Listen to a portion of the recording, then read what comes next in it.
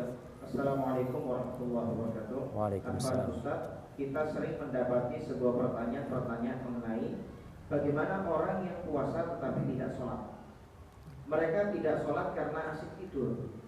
Katanya tidur di bulan puasa itu bernilai ibadah. Tolong Ustaz jelasin mengenai pertanyaan itu dan mengenai tidur dalam bulan puasa itu bernilai ibadah. Syukran. Masya Allah. Barakallahu fiik. Rasul sallallahu alaihi wasallam mengatakan, al-ahdu alladhi bainana wa bainahum as-salah. Faman tarakaha faqad kafar. Perbedaan kita sama orang-orang kafir ini di mana? Di salat. Barang siapa meninggalkan salat maka dia telah kafir. Apa kira-kira orang kalau sudah dihukumin kafir akan diterima amalnya, jemaah? Wallahu a'lam. Kalau kita lihat memang ada perbedaan di antara para ulama, apakah yang meninggalkan salat itu dibunuh kafir, dibunuh murtad, atau dibunuh sebagai hukuman buat dia.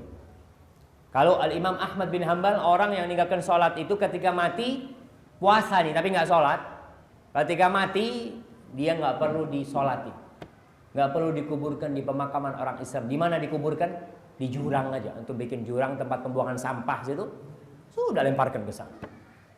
Bagaimana dia selama ini nggak pernah sholat, masa kita suruh nyolatin dia gitu? Ente sendiri nggak pernah sholat selama hidup, masa kita masyarakat kampung suruh sholatin dia?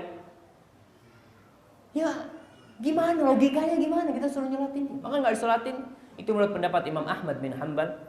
Lalu orang yang puasa, insya Allah ada kebaikan di diri manusia ini. Kalau kau meninggalkan makan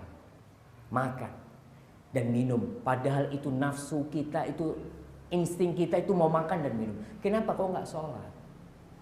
Cuma 5 menit, silahkan kau habiskan waktumu. Umpamanya sholat itu 5 waktu kali 5 menit, 25 menit. Kau punya waktu 23 jam, silahkanlah yang lainnya. Tapi sholat, hati-hati masalah sholat ini jamaah. Jadi kalau ada orang puasa, memang ada orang-orang yang puasa dengan harapan diampuni dosanya.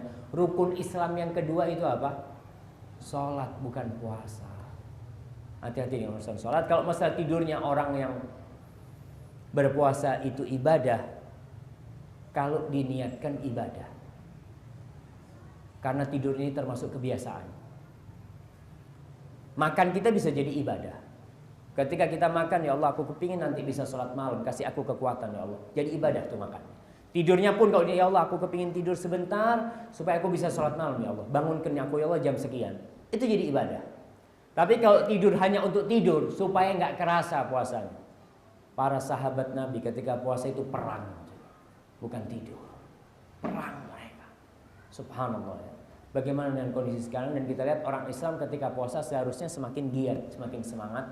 Jadi kalau dikatakan tidurnya orang puasa itu ibadah, kalau diniatkan untuk ibadah. Umpamanya tidur habis subuh, anak mau bangun jam 9 lah, anak mau sholat duha terus mau ngaji sampai zuhur. Jadi ibadah tidurnya. Kalau niatnya untuk ibadah. Wallahu a'lam.